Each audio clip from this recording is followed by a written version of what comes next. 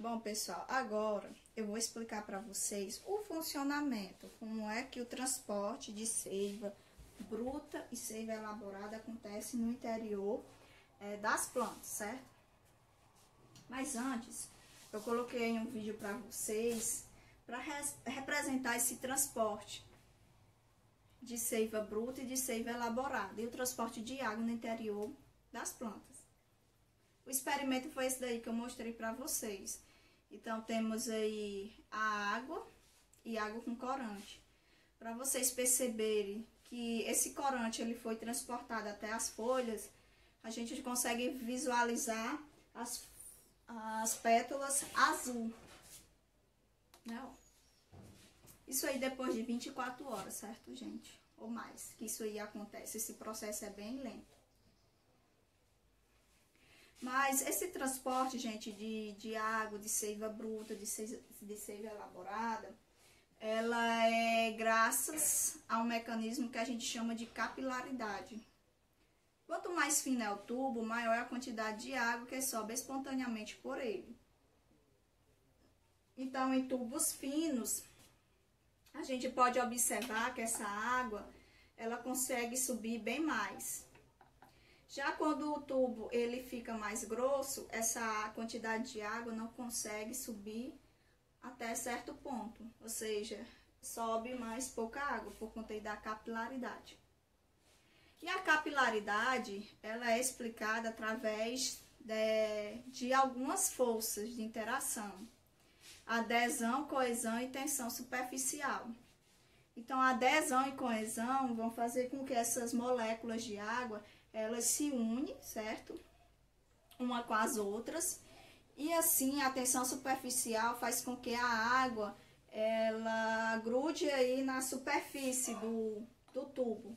Assim, ela consegue percorrer o tubo, certo? No caso, aí, o xilema e o floema das plantas.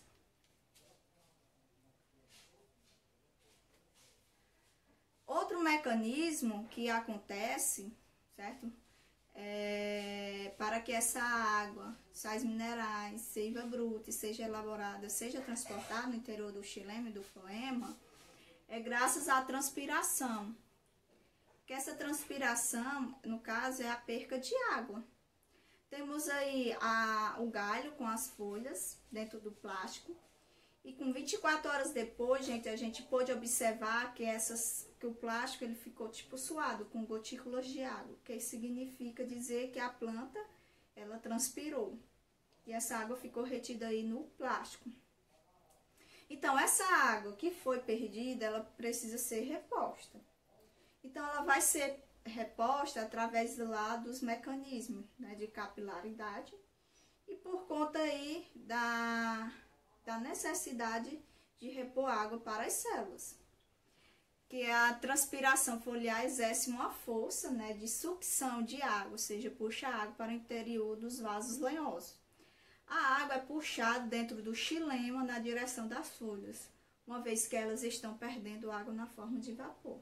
Obviamente que as folhas elas ficam lá no topo. Então, se essa sucção, né, por conta aí da necessidade da água que foi perdida, ela consegue puxar, obviamente, para as folhas, consequentemente, essas águas também irão passar pelos outros partes da planta, né, como caule, flores. Essa transpiração ocorre, gente, através dos estômatos, nessa perca de água, que a gente chama de transpiração estomática. Além dessa transpiração estomática, gente, também vai ocorrer a transpiração cuticular, que é através aí das cutículas da planta, que é a perca de vapor de água através da cutícula.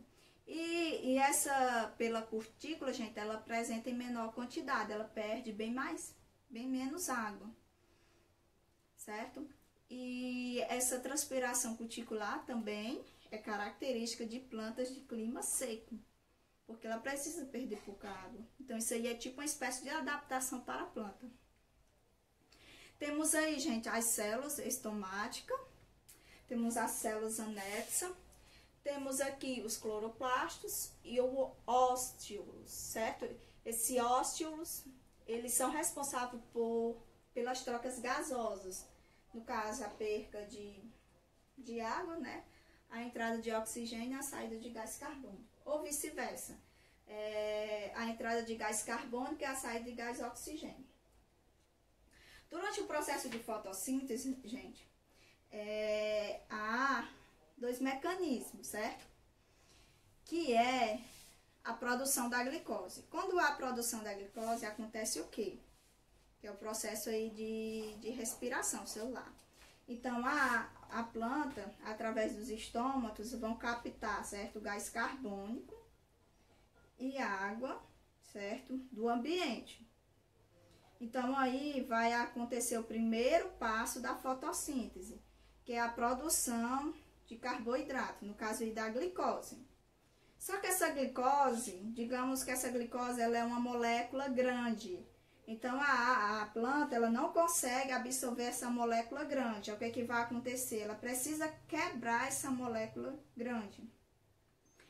Para quebrar essa molécula grande, gente, ela precisa ir realizar o processo de respiração celular. Nesse processo de respiração celular vai acontecer isso aí, ó, a liberação de gás carbônico e a captação de oxigênio. Que geralmente esse processo de respiração celular acontece à noite, certo? Esse processo de respiração que vai transformar aí a glicose que foi produzido, que a gente chama de carboidratos solúveis, que eles não vão conseguir ser absorvidos pelas plantas, então ele é transformado em amido, que esse amido é insolúvel em água, certo? Assim a concentração osmótica das plantas estomáticas diminui e elas perdem água por osmose, fechando os ósteos, certo? Então nesse processo aí ocorre a fotossíntese. Aqui temos os estômatos abertos, que a gente observa a perca de água, né? A saída de água pelos ósteos. E também vai acontecer o que? A liberação de gás carbônico e captação de oxigênio, certo? Aqui quando esse estômago está aberto. Quando esse estômago está fechado, temos aí a entrada, né, de água para o interior das plantas. Isso aqui vai acontecer durante a fotossíntese, que aqui a gente chama a reação do dia e a reação da noite. Quando a gente estiver falando do processo de fotossíntese, a gente vai ver isso aí bem direitinho, como é que acontece, certo? São duas reações que acontecem nesse processo de fotossíntese. A primeira reação, que é a reação do dia, vai acontecer a captação de água, a captação de gás carbônico, certo? E a liberação de gás oxigênio durante o dia.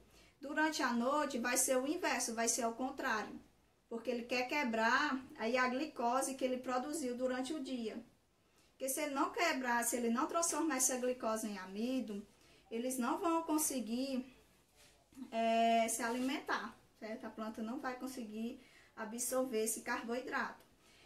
Então, como é que acontece? Durante a noite, ela vai fazer o quê? O abrimento dos estômatos, vai permitir a saída de água, a entrada de gás carbônico, gás oxigênio e a liberação de gás carbônico, certo?